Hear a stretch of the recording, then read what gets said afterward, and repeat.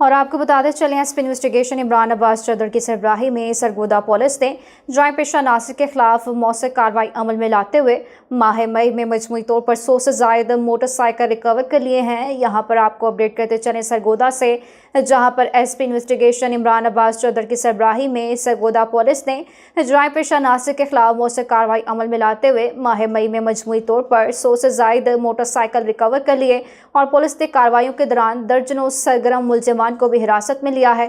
مزید بات کریں گے ساجد شاکر سے۔ ساجد، اپڈیٹ کیجیے گا۔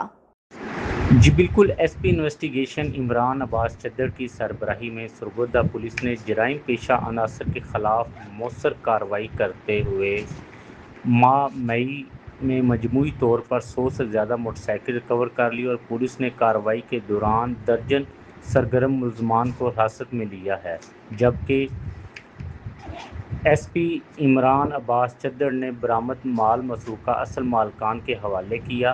اس موقع پر ایس پی انویسٹیگیشن نے کہا کہ یہ کامیابی ٹیم ورک کا نتیجہ ہے۔ ہماری ٹیموں نے دن رات ایک کر کے ان چوروں کا سراغ لگایا۔